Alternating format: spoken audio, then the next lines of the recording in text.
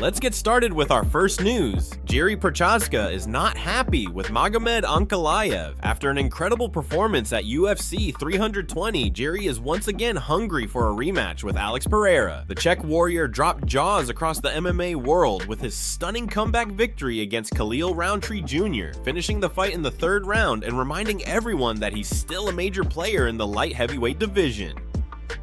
Just moments later, Alex Pereira stepped into the cage and reclaimed the title by destroying Ankalaev in quick fashion. Cameras captured Jiri's raw emotions as he watched Pereira's victory unfold. You could see how much it meant to him. Since that night, Jiri has been very vocal about wanting another shot at the title, and more specifically, another shot at Pereira himself. However, things have gotten personal between Jiri and Magomed Ankalaev. In a recent interview, Jiri made it clear that he has some serious issues with Ankalaev because of comments made about him on social media. According to Jiri, Ankalaev had posted negative things about him on Twitter, but when they met in person, Ankalaev acted like nothing ever happened. In his own words, Jiri said, "Man, right now I really don't care about him because like I said, he wrote some things about me and then when he saw me, he acted like there's no bad blood, like nothing happened. I didn't understand that. I believe all those tweets were written by someone else for him, but still, he has to understand there is a responsibility for what's said under his name." Jiri's comments clearly show that there's tension brewing between the two. Whether or not the UFC decides to capitalize on this rivalry remains to be seen, but fans would no doubt love to see these two former champions clash inside the octagon. For now, Jiri continues to chase his goal of becoming world champion once again, while the light heavyweight division remains as chaotic as ever. Moving on to another news, Islam Makhachev just had a tense and unexpected moment outside his gym in the UAE. According to footage that surfaced on Russian media, the former UFC lightweight champion was seen being swarmed by fans right after leaving his training session. The crowd surrounded him in excitement, but things quickly got out of hand. In the clip, you can see Islam aggressively waving the fans off while his bodyguard steps in to manage the chaos. This isn't the first time something like this has happened. Passionate Dagestani fans are known for their overwhelming enthusiasm, and while their support is strong, it sometimes crosses the line. Despite the commotion, Islam appeared calm once things settled. He didn't engage further, keeping his focus entirely on the task ahead, preparing for his upcoming fight with JDM. Islam looks more focused and motivated than ever as he transitions into the welterweight division. Recently, he's even been seen enjoying his downtime, sharing videos on Instagram of himself unboxing chocolate with a smile, saying, "Just one thing I ask of you, bring me chocolate." Fans quickly noticed that he's looking noticeably bigger, more muscular, and in incredible shape compared to his days at lightweight. All signs suggest he's entering this fight stronger, more explosive, and ready to make a statement. On the other side, JDM continues to show nothing but confidence heading into this matchup. The welterweight champion believes he has what it takes to end Islam's dominant win streak and prove that he belongs at the top of the division. In his recent media interviews, JDM spoke calmly but with intent, saying, "Honestly, preparation is much the same. It's a challenging 5-round title fight. We're just working on a solid game plan and putting it together for November 15th. Finishing this one? I'm going for it. The dream is to get the finish, and I can see it happening. I can see it blowing the roof off MSG." When asked about Islam's grappling compared to other fighters like Bilal, JDM replied, "His grappling's a bit better than Bilal's, but he gets hit a lot more. They're different fighters with different challenges. Islam's definitely a different type of opponent, more of a finisher." As both men prepare for one of the most anticipated fights of the year, the energy surrounding this matchup continues to build. Islam's fan base is growing, his focus is locked in, and JDM's confidence is unshakable. The welterweight division is about to witness a battle between two elite fighters, and the intensity is reaching its peak. Moving on to another news, Ilya has just shocked the entire MMA community with an insane revelation about what truly makes him so damn good. Everyone talks about his speed, his power, his cardio, and his incredible composure inside the cage. But now, thanks to his physiotherapy coach, Joseph Caballero, we finally know what really separates Ilya from the rest of the division. And it's on a completely different level. According to Caballero, Ilya isn't just a physical specimen. He's a pioneer in using elite sports science inside MMA. His training isn't based on guesswork or tradition. It's built around pure data, evidence, and precision. Caballero revealed that Ilya uses the same advanced performance protocols that are typically reserved for world-class football clubs. These methods are designed to optimize reaction time, explosiveness, and endurance. And no other MMA fighter, according to him, is applying them at this level. But what truly sets Ilya apart goes far beyond strength or technique. Caballero said that after more than a decade of working with elite athletes across different sports, including professional footballers, Ilya's cognitive and reaction metrics are the best he has ever recorded. His ability to process information under extreme pressure is unmatched. In other words, Ilya doesn't just fight, he calculates, reacts, and adapts in real time with near-perfect precision. His coach also explained that Ilya's rate of learning is almost unreal. He doesn't improve fight to fight, he improves week to week. His team is constantly forced to evolve their methods to keep up with how quickly he absorbs new techniques and information. Caballero described it as both exciting and terrifying, calling Ilya a machine built for performance. Even Ilya's move up to lightweight was executed with absolute scientific precision. His team made sure he added size and mass without sacrificing even a hint of speed. They used advanced strength and conditioning protocols, neuromuscular activation, and post-weight cut recovery systems that keep his body firing at 100% efficiency. Everything from visual stimulation to muscle tuning is part of his process. And here's the craziest part. Ilya has never suffered a major injury in his professional career. Caballero says that's not luck, it's by design. His team treats his body as if it's constantly in recovery mode, focusing on prevention before problems even appear. Every muscle, every joint, every movement is tracked and tuned. Ilya's combination of raw talent, scientific precision, and relentless mindset has created a new standard for what an MMA athlete can be. He's not just training harder, he's training smarter, and it's showing every time he steps into the cage. Moving on to another news, Max Holloway has officially reacted to Charles Oliveira's recent call-out, and fans are already buzzing about the potential matchup. After the call-out, Max went live on social media and shared his thoughts, calling it a fun fight and something perfect for a big UFC event. Maybe even one at the White House, as some fans have been joking about. During the live session, Max seemed relaxed and in great spirits, talking directly to his fans while acknowledging the excitement online. He said, "I know, bro. I know. I see the chat. We heard the call out. Only time will tell, bro. That would be a fun one. We've been talking about this fight for a long time. Me and him have history. He's blaming it on some type of injury, but I guess we'll finally get to figure it out now." Max also took a moment to address his hand injury, which has been keeping him from full contact training. He said, "My hand is getting better. Not all the way there yet, but it's improving. We're just waiting to get cleared. I haven't really gotten back on the mats yet. I've been doing strength and conditioning, but that's about it. We'll be back sooner rather than later," though. His tone showed confidence and optimism, giving fans hope that a return isn't too far away.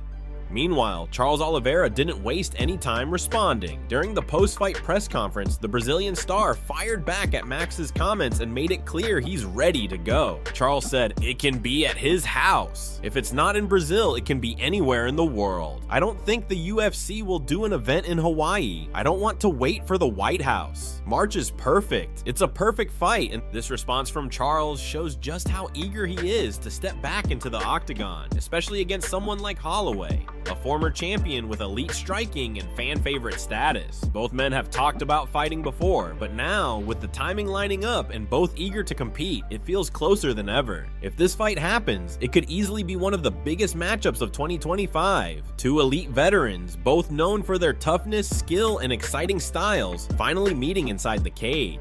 Holloway wants to prove he's still one of the best in the world, and Oliveira wants to show that he can dominate any division. The energy is building fast, and this one might just steal the spotlight next year. Moving on to another news, Bisping has shared an interesting idea that's caught the attention of MMA fans everywhere. He wants to see Alexander Volkanovski take on Merab in a potential super fight. Both men are at the top of their divisions right now, and according to Bisping, a matchup between them would be nothing short of incredible. At the moment, it's still unclear who Volkanovski and Merab will face next. Merab is coming off a dominant decision victory over Corey Sandhagen, successfully defending his bantamweight crown and further solidifying his position as one of the most relentless fighters in the game. Meanwhile, Volkanovski reclaimed his featherweight belt earlier this year after defeating Diego Lopez by unanimous decision, despite a few rumors floating around about Merab possibly facing Petr Yan or Volkanovski fighting either Luron Murphy or Movsar Evloev. Nothing official has been confirmed. During a recent video on his YouTube channel, Bisping brought up a bold idea. He said, if everyone's gonna jump around weight classes, if Khamzat's gonna fight Pereira, if Pereira's gonna move up and fight John Jones or Tom Aspinall, and if Conor can do it without defending a belt,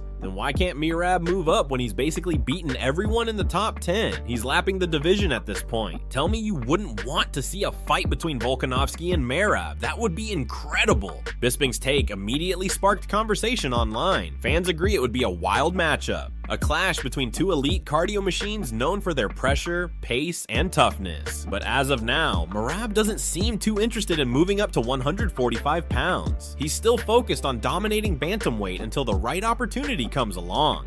Meanwhile, Daniel Cormier has his own ideas for what's next in the featherweight division. On his show, Good Guy, Bad Guy, DC said, the title shot for me is Volkanovski versus Luron Murphy. Then I'd make Lopez versus Yair Rodriguez. Those two have history. They were already fighting at press conferences when they weren't even supposed to. It's personal, and fans would pay to see that fight. Cormier also talked about the rise of Movsar Evloev, saying he'd like to see Evloev face Youssef Zalal next. Zalal's on a great run, DC said. If he beats Evloev, it puts him in title contention. But if Evloev wins, move him straight into a title fight. You can't deny a guy with that many wins. As for Aljamain Sterling, Cormier believes he should serve as the backup fighter for now. With so many potential matchups across both divisions, the UFC's bantamweight and featherweight scenes are stacked, and the next few months could completely reshape both divisions. Moving on to another news, it looks like something big might have slipped out during a live broadcast. Reports are flooding in that the UFC 323 main event was accidentally leaked during the post-fight interview last night. After Michael Aswell's impressive win over Lucas Almeida, he grabbed the mic for his post-fight speech. But what came out next might have just spoiled one of the UFC's biggest upcoming announcements. While speaking to the crowd, Michael casually mentioned that Alejandro Pantoja will be fighting his best friend Joshua Van at UFC 323 in December. He confidently said that the fight was already announced, even though, well, it wasn't. The moment quickly spread online like wildfire. Fans were quick to point out that the UFC hadn't made any such announcement, and the entire MMA community immediately started buzzing about what Michael had just revealed. It seems Michael might have gotten that info directly from Van himself, who probably told him in confidence. But in the excitement of the moment, Michael let it slip. One fan on X quickly reacted, writing, "Definitely not getting on that card now." Another joked, "Dana, bring Joshua Van out here to face off with the champ." And another post read, "Dana must be punching the air right now." The reactions just kept pouring in. Now, if this information turns out to be true, it means the UFC 323 main event could feature the flyweight champion Alejandro Pantoja defending his title against the rising star Joshua Van, a matchup that fans would absolutely love to see. However, what's funny is that Van probably told Michael something like, "Alright, I'll tell you the fight date, but promise you won't tell anyone." And Michael, in pure excitement after his win, just couldn't hold it in.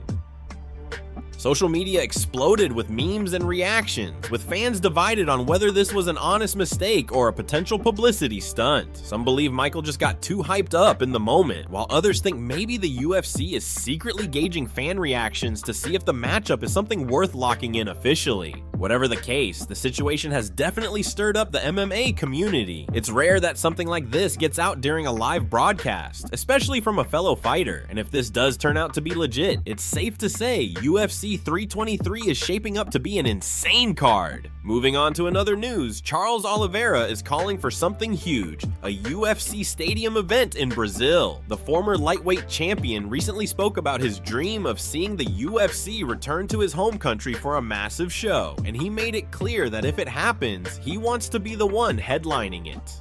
Oliveira said he believes Brazil deserves a numbered event in a packed stadium, with tens of thousands of fans filling the seats to witness history. He said, we need to have a numbered event in Brazil, in a stadium, and you guys already know who's gonna be the main event. I'm gonna be the guy that sells. Oliveira's confidence was loud and clear. If there's ever a grand event in Brazil, it has to be led by him. He went on to say that no one represents the Brazilian fighting spirit better than he does, and that the people of Brazil have waited long enough to experience that kind of energy again. Oliveira emphasized that if the UFC decides to do it, the main event should feature Charles Dub Bronx, because, as he put it, we deserve it. And it seems he isn't alone in thinking that way. Alex Pereira, another Brazilian superstar and current UFC champion, also confirmed his support for the idea. Pereira agreed that a stadium event in Brazil would be electric, especially if both of them were involved. The energy of Oliveira and Pereira together on a Brazilian card would be nothing short of monumental. It would be a celebration of their country's fighting legacy. Two of the biggest Brazilian icons stepping into the octagon on home soil, in front of a roaring crowd. Oliveira believes it's not just a personal dream, but something the fans truly deserve. A UFC stadium event in Brazil, headlined by Oliveira and possibly featuring Pereira, would be one of the most epic nights in MMA history. A true showcase of Brazilian pride, passion, and fighting spirit.